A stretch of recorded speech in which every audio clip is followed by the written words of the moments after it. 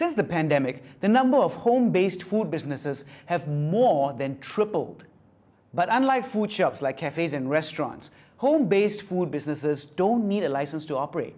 So I want to find out just how safe the food from a home-based business is. 29-year-old Pa Chi Fan from home bakery The Crane Grain and Siti Rauda, who's been a home cook for more than 10 years, had both gone through the basic food safety course.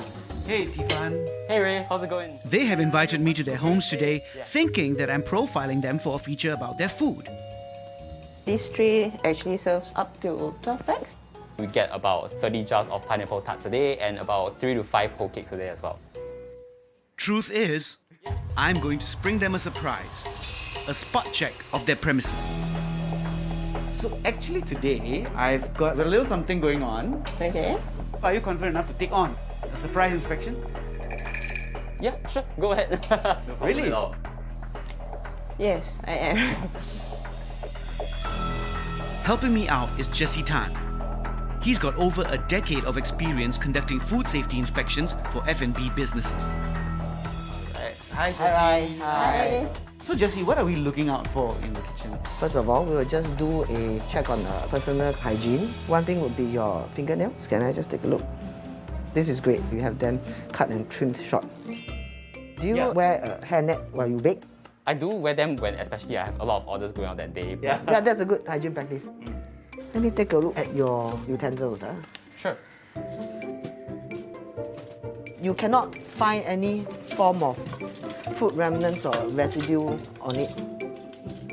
You have this covered, which is good.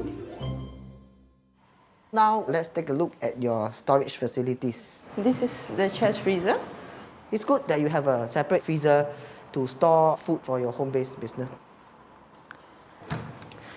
This fridge has actually been around for a long time, I presume? Yeah, 10 years. And that's why I'm letting it go. From the gaskets, you see, all these are turning hard, getting moldy. Starting to crack as well. So it's not going to be effective.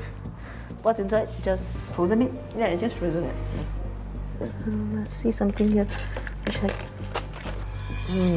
Thai sweet chili sauce. You can consider keeping the chili sauce at another place. This is almost considered ready to eat. But the meat here is still considered raw or maybe half cooked. And the second thing, it doesn't have a temperature display, so it's very hard for you to check whether this freezer is at the correct storage temperature or not. Freezers should be at minus 18 degrees Celsius or below. In bigger food establishments, they would have bigger freezers, and then they will have a temperature display for you to keep track of the temperature of the freezer itself.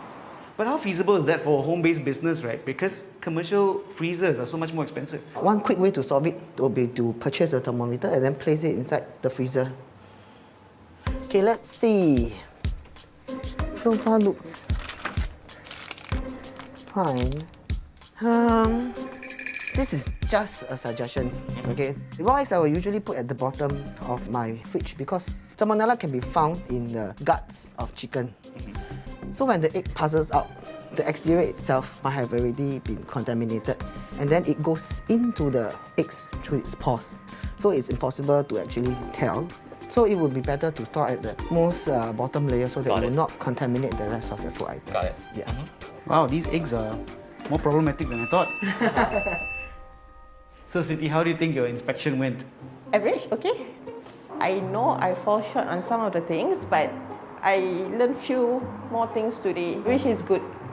Do you think there should be tighter regulations on home-based businesses to ensure food safety? Food handlers should at least minimally go for the basic food hygiene course. How about inspections? How are we actually going to monitor that people are sticking to these safe food practices? I think inspections might be a bit too extreme. People are relying on home-based businesses as an alternative source of income.